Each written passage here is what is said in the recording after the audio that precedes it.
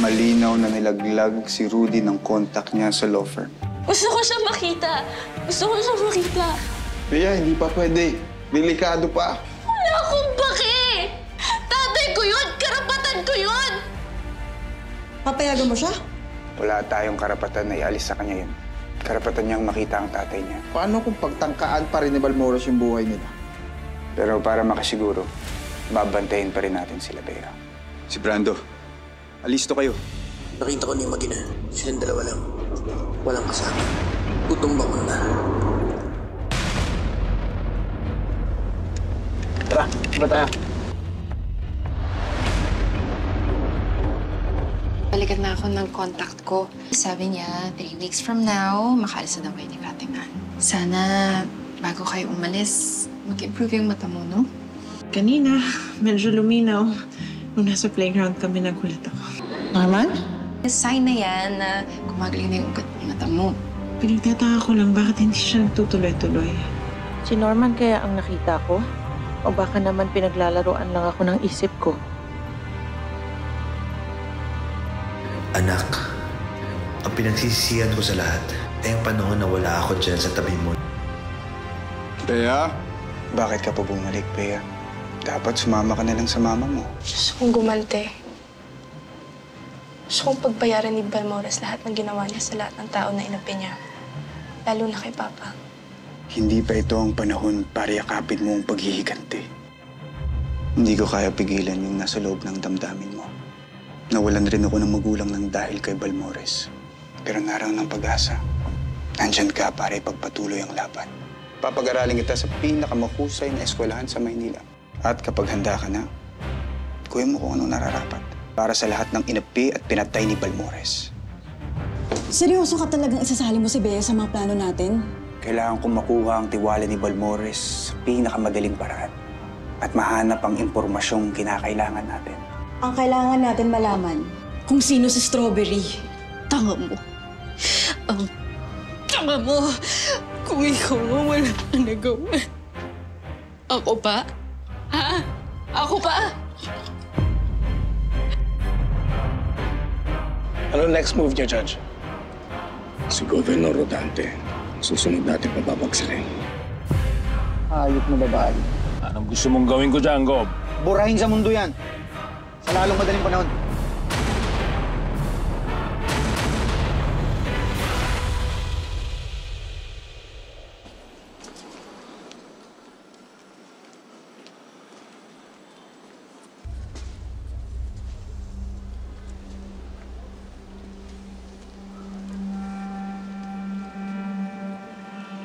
Cherry, yung trabaho mo. Good job. Very good job.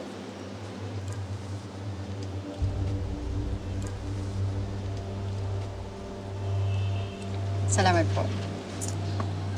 I'm proud of you, Cherry. Thank you, Judge. Ikaw pa ba? Alam mo naman na mahal kita. Kung pwede nga lang ako maging mistress niyo.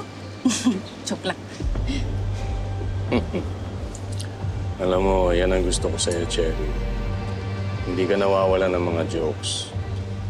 Pero alam mo, ang pinakagusto ko sa'yo ay mas inuuna mo ang utak mo kaysa dyan sa puso mo.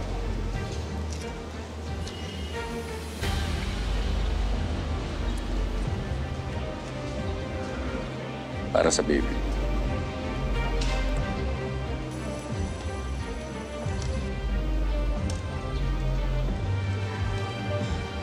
Salamat po. Ang bait niya talaga, Judge.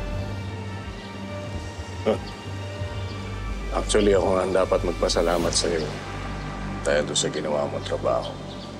At dahil na rin doon sa katapatan. At alam mo, Cherry, dahil dyan, may panibago akong trabaho para sa iyo. Binibigay ko lang to sa mga taong pinagkakatiwalaan ko. Ibibigay ko sa iyo yung mga detalye pag-usapan natin sa office.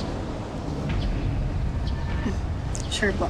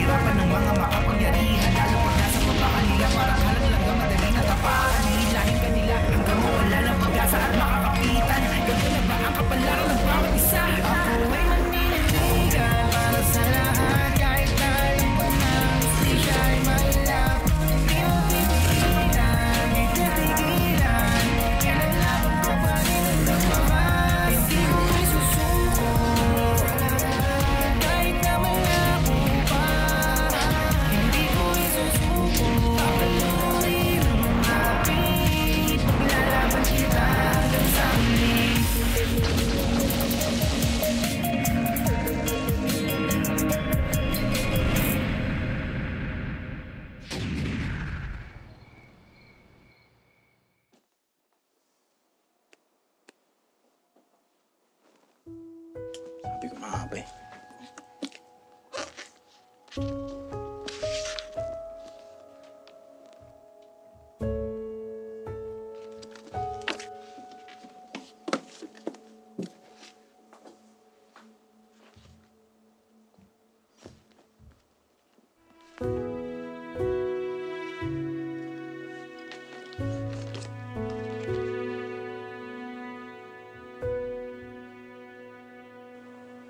Sana magkita pa tayo ulit.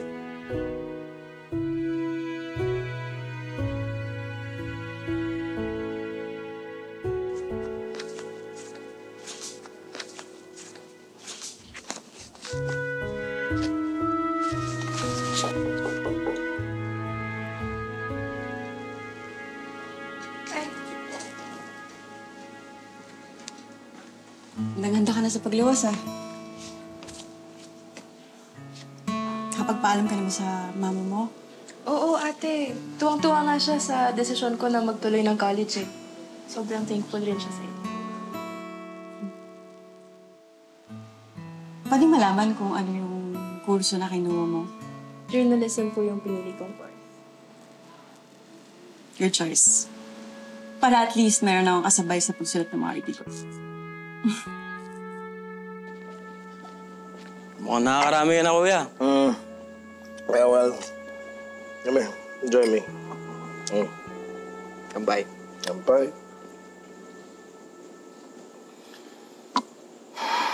May problema ka ba, kuya? Yeah, well, pagod sa trabaho. Alam mo, yan ang mahirap sa empleyado eh. Sunod lang ng sunod sa amo. You know, if you just work hard, you can have your own firm, actually. You know what your problem is, brother? You're too idealistic. It's not about how hard you work, okay? It's about how smart you work. Yung kailangan mo matutunan eh. Think about it this way, di ba? Why would I want to start from scratch if I wanted to put up a law firm, di ba? Eh, nandiyan na yan eh. Di ba? Nandiyan na yung clientele, nandiyan na yung kapangyarihan, nandiyan na yung influence, di ba? Why would I want to start from zero when I'm already at 100%? Di ba? Eh, di ba mas maganda kung pinaghihirapan ng isang bagay? Mas nagkakaroon ng halaga. Tam. It's para sa mga ordinaryong tao lang yun. Hindi natin kailangan gawin yung mga kakornehan na ganyan, okay? We are elite. We are free to take anything and everything that we want because nasa atin ang kapangyarihan. You understand? Sorry, bro. Hindi kasi ako sangayon sa ganyang mindset eh. Oh, that's what I love about you, brother. Thomas Rodrigo Aguirre.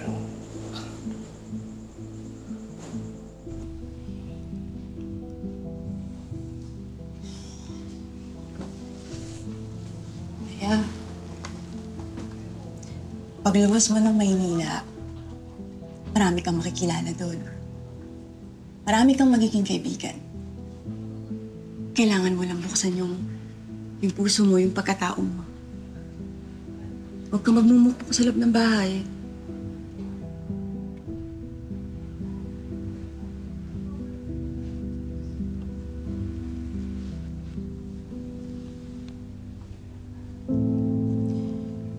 Alam ko na mahirap dahil masakit pa.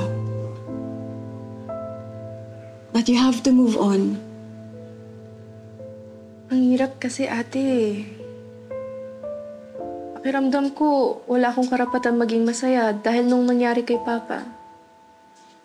Ano sasabihin niya? Ano ka ba? Kung nabubuhay pa yung papa mo, sa tingin mo matutuwa siya kapag malungkot ka? Kapag pakiramdam mo, nag-iisa ka?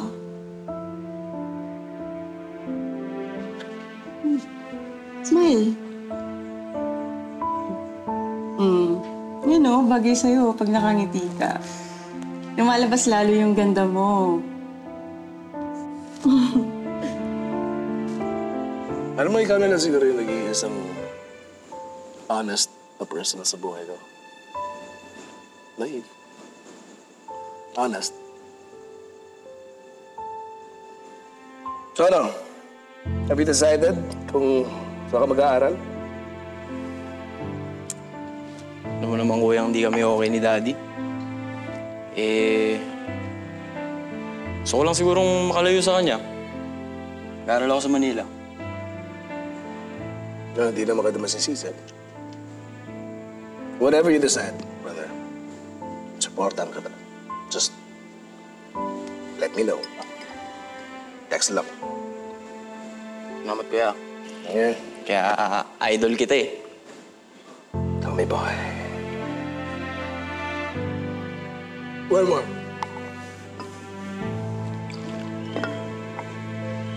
Bye. Kampay.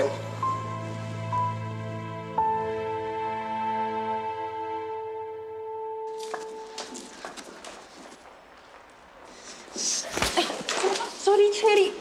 Pero may meeting kasi ako eh. Sorry talaga. Cherry. Uy. Okay ka lang? May problema ba? Ako pa, magkakaproblema? Wala. Ewan lang ako. Cherry. Attorney, ang kulit mo. Baka hinihintay ka na ni Judge doon. Ayaw niya nang late sa meeting. Kung kailangan mo ng kausap, nandito ako para tumulong. May tanong ako. Sure. Si Atty. Corteza, nag-resign na ba siya? Hindi ko na kasi siya nakita ever since nung false fire alarm. Si Manyakis? Ayun, nasunog na yata ang kaluluwa niya sa impyerno. Diyos, huwag mo akong siniseryoso, attorney. Nag-file lang ng leave ng absence si Atty. Francis Corteza. May ayusin lang daw na personal problem. Sige na, may ayusin pa ako. Ang dami ko pang labata. Atty.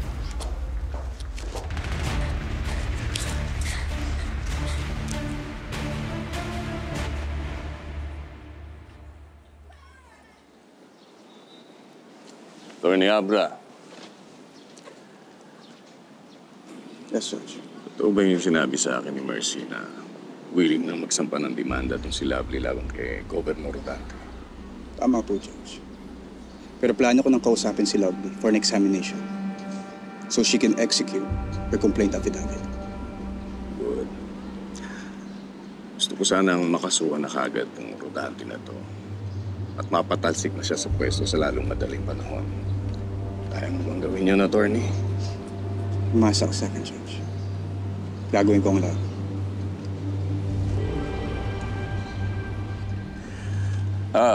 Mercy, Dad, makipag-coordinate ka dito kay Atty. Abra, ha? Magtulungan kayong dalawa para siguraduhin ninyo na maipanalo tong kaso ni Love. Dad. Mercy, makinig ka muna. Atty. Abra will handle the legal battles. And then ikaw will handle the battle of hearts and minds. Makinig ka, ikaw ang magiging lakas ng loob ng mga kababaihan. Ikaw ang magiging inspirasyon nila para siguradong maipanalo natin ang kaso ni Lovely. And that's final.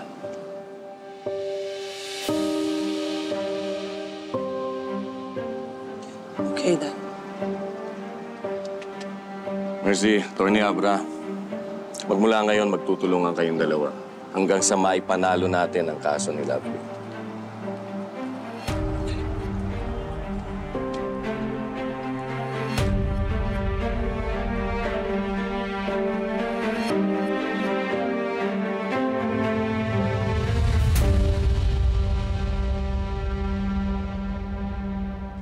Anong ginagawa ko dito? Ano ba talagang plano sa akin ni Judge? Ako tinatanong mo. Ako masusunod, patay ka na ngayon. Ano bang dapat kong gawin para mapatawad ako ni Judge? Ba't di mo tanong yung sarili mo? Ano ba ginawa mo para mag-add si Judge sa'yo? Kailangan mong gawin, ihulog mo yung amo mong si Rodante kay Judge.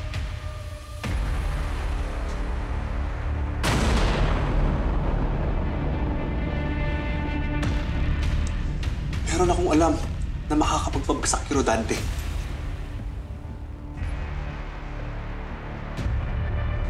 Sex videos. At kung tama yung pagkakaalala ko, nung minsan nagkainuman kami, nalasing si Rodante. Ipinagmayabang niya sa akin yung mga skandal niya.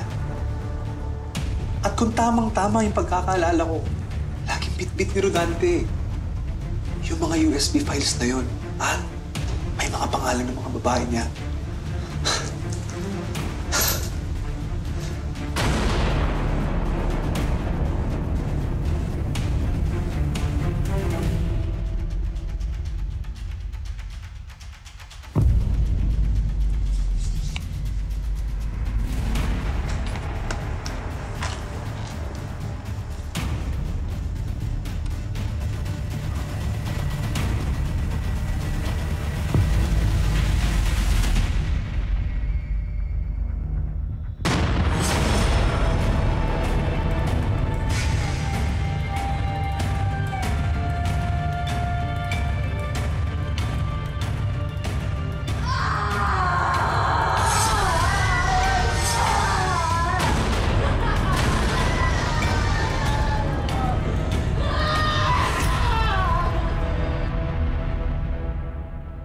Hindi ba makakasagabal sa plano niyong pag-alis ni Fatima kung ikaw mismo tututok sa kaso ni Lovely?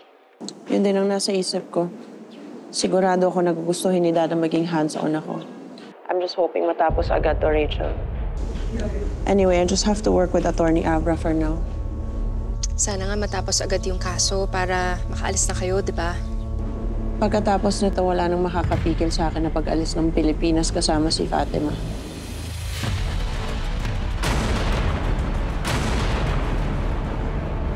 Anyway, I have to go, Rachel. Bye-bye. Tama ba itong narinig ko? May plano kang umalis ng bansa?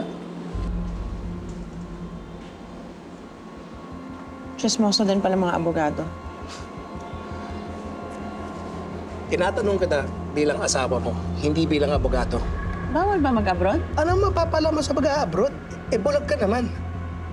Ako wala. Si Fatima meron. Para sa kanya to, Miguel. Kasama mo si Fatima?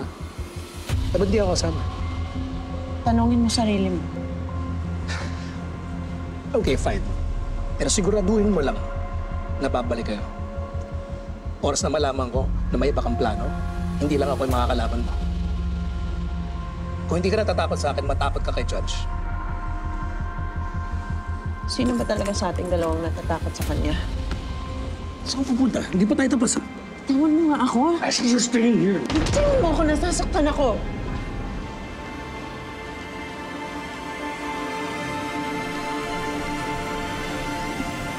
Can I help you, attorney? Sasama ko sana si Mrs. Aguirre sa foundation, attorney. At sino ka naman para samahan ang asawa ko sa foundation? Hindi ba sinabi sa'yo ni Dad? Kami ni Attorney Abra ay partners na. What? Partners sa trabaho, Miguel. Naghihintay na si Lovely. Tara na. Mrs. Aguirre, attorney.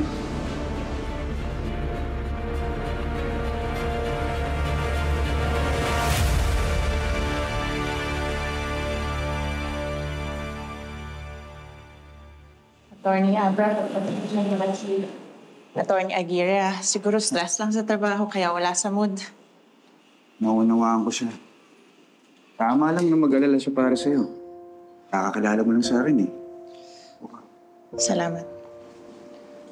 Alam mo, kahit hindi kita nakikita, pakiramdam ko, matagal na kitang kilala. Anatagang loob ko sa'yo. Pakiramdam ko nag-meet na tayo before.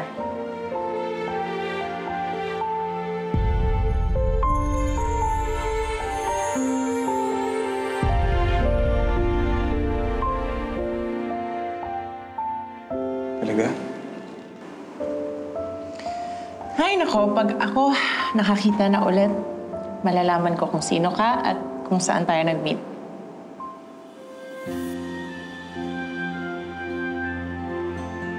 Sana nga, Mercy. Pagdadasal ko yan.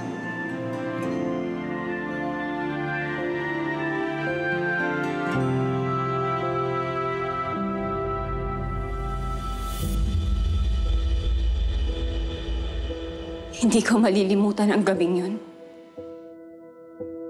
Kung paano niya binaboy ang pagkatao ko. Madalas, sinisisi ko pa rin ang sarili ko, attorney. Pili ko tinatanong, bakit kasi nilagay ko yung sarili ko sa gano'ng sitwasyon? Aminado naman ako, attorney. Ang bobo ko. Mahinawat ako. Tanga ako. Dahil wala. Hindi ko na mababalik ang nakaraan. Pero kahit tanga ako, alam ko may pag-asa. Kahit ang buhay ko, basura na, gagawa ko ng paraan para yung nangyari sa akin, hindi na mangyari sa ibang mga babae. Dahil yun ang tama. Alam mo ba, attorney? Miss Mercy, kung ano ang pakiramdam, isang baboy na kinakatay. Kasi yun ang ginawa ni Rodante sa akin. Iniwan niya ng dahan-dahan yung likod ko hanggang sa niligo na ako sa sarili kong dugo. Nagmakaawa ako sa kanya. Sabi ko, tama na po. Huwag po. Masakit po.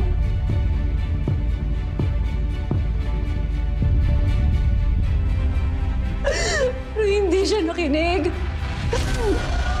Hindi sa maawa siya sa akin. Pinagtawanan niya pa ako. At ginawa niya pa rin ang kademonyuhan niya. At sa kanya ako ginamit ng paulit. Ramdam ko nun, di na ako isang tao. Isa na akong baboy. Baboy na kinakatay ng isang sadistang magkakatay ng karne. Bakit, ma'am? Yun lang ba ng pagkatao ko? 1 kilo? 2 kilo? 3 kilo? Yun ba tingin niya sa amin, mga babae? Para kami mga baboy? 4 kilo ang dangal! Hindi ko malilimutan ang gabi yun. Kung paano pinatay ni Rodante ang kaluluwa ko. Dahil hanggang ngayon, nandito pa rin ang mga bakat na mga ginawa niya sa akin.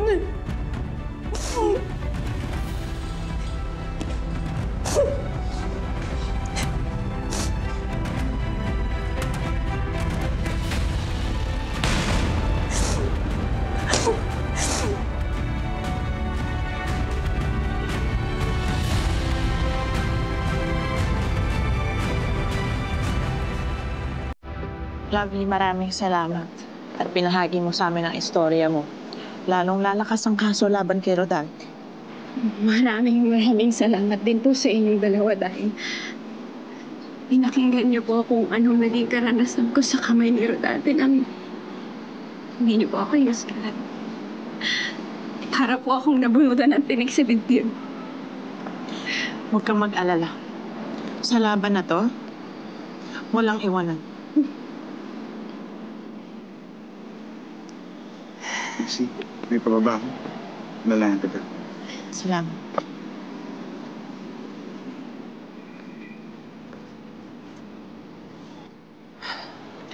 Maraming salamat po ulit. Mercy, attorney. Tandaan mo, Lovely. Lagi kang mag-iingat. Ang nangyari kay Lovely ay pwedeng mangyari sa kahit na kaninong babae. Mapamayaman, mahirap, may pinag-aralan o wala. Walang pinipili ang pang-aabuso. Inisip ko, paano kung nangyari sa sarili kong anak yon? Anong sasabihin ko kay Fatima? Anong gagawin ko?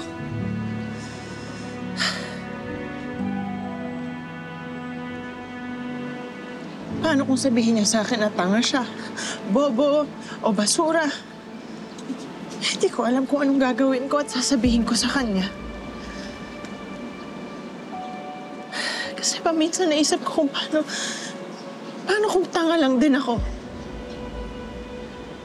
Words don't matter here. Kailangan natin kumilos. Para kay Lovely.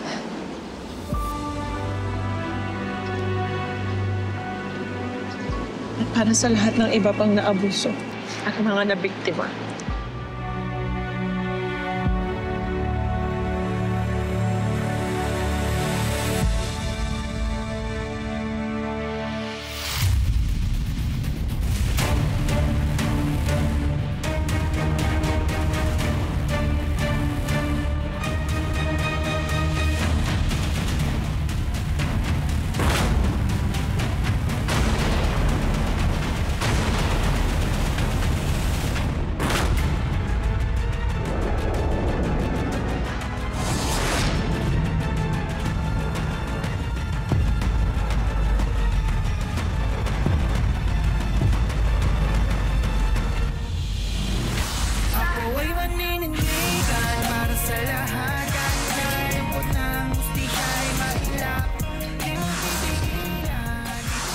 Listahan ng mga lawyer associates at empleyado sa law firm. Inaalam ko kung sino sa mga babaeng yan ang may malalim na kaugnayan kay Rudy. Kailangan natin malaman kung sino sa kanila si Strawberry. Ano na naman tong inasikaso niyo ni Attorney Espiritu? Nagsaselos ka ba? Bakit kailangan ko ba magselos? Huwag ka sa akin magreklamo. Kay Dad ka magprotesta kung kaya ng pagkalalaki mo. Iahatid ko na po si Mercy sa foundation. Hindi na kailangan. Nandiyan si Rachel. Nagmamagandang loob lang, Attorney Aguirre. Rachel. Uy, umayos ang pagharap mo asawa ko. Malinis ang konsensya ko. Tama na! Yung tigil-tigilan mo yung kagigiri mo dyan kay Abra. This is not about your rivalry.